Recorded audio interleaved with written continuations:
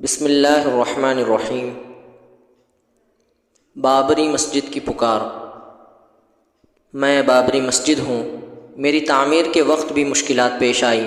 مجھے تعمیر ہونے سے روکنے کے لیے جدوجہد ہوئی، مجھے بننے سے روکنے کے لیے کوششیں کی گئی، لیکن اللہ تعالیٰ کی چاہت کے آگے ساری باطل تگ و دو بیکار ہو گئی۔ کافروں کی سازشیں رب ذوالجلال کے امر کے سامنے تار عنکبوت ثابت ہوئی۔ رب قدیر کے حکم کے سامنے دشمنوں کے منصوبے مکڑی کا جالا بن کر بکھر گئے۔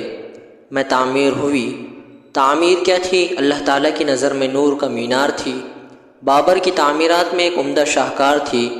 مومنوں کے لیے دلوں کا چین و قرار تھی، کافروں کے دلوں پر قدرت کی مار تھی۔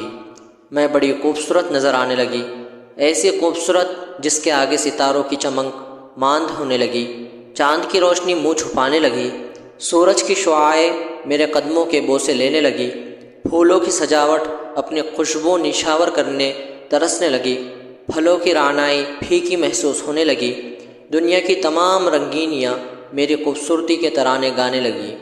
میں یہ سب دیکھ کر جھوم جاتی تھی، یہ چیزیں محسوس کر کے مست ہو جاتی تھی، رب کائنات کے نغمے گاتے گاتے سرشار رہتی تھی۔ مومنوں کے سجدے مجھے شاد رکھتے تھے، ان کی تلاوت کے زمزمے مجھے آباد رکھتے تھے، ان کے ذکر و تسبیح کے قمقمے مجھے خوشی سے نہال رکھتے تھے، ان کے معصوم بچوں کے قرآنی نغمے مجھے سرسبز و شاداب رکھتے تھے۔ وہ کیا دن تھے، بہت ہی خوبصورت ایام تھے، پیاری ساعتیں تھیں، مبارک گھڑیاں تھیں۔ پھر اچانک دن بدل گئے، حالات نے کروٹ لی، مجھے ناپاک کر دیا گیا، میرے پاکیزہ وجود میں نجس مورتیاں رکھ دی گئی۔ اس دن میں بہت روئی، میں نے بہت آہ واویلا کیا، خوب چلائی، اپنے بنانے والوں کو پکارا، اپنے چاہنے والوں کو آوازیں دی، میری تعمیر پر خوش ہونے والوں کو صدائیں دی، مجھے مقدس سمجھنے والوں کو جھنجھوڑا، جگانے کی بہت کوشش کی، لیکن میری صدا بازگشت بن کر واپس آ گئی۔ میری آواز پر کان نہ دھرے گئے، میری پکار پر بے حسی کا اظہار کیا گیا۔ ہو سکتا ہے کچھ لوگوں نے لبیک کہا ہو، لیکن ان کی لبیک بیکار کر دی گئی، ان کی مجھے بازیابی کی کوشش کو ناکام کر دیا گیا۔ میری آواز کون سنتا؟ مجھے چاہنے والے تو دنیا میں مگن ہو گئے تھے، مجھے ماننے والے خواہشات میں کھو گئے تھے، میرے وجود کو نعمت سمجھنے والے گناہوں کے رسیا ہو گئے تھے، مجھے مقدس سمجھنے والے مردہ دل ہو گئے تھے۔ میں کیا کرتی؟ روتی رہی اور انتظار کرتی رہی کہ اب کوئی مرد مجاہد اٹھے گا اور مجھے دوبارہ تعمیر کر دے گا، اب کوئی غازی آئے گا اور مجھے بنائے گا، اب کوئی مرد مومن ظاہر ہوگا اور مجھے شاد و آباد کر دے گا، اب کوئی باغیرت نکلے گا اور مجھے چھڑائے گا۔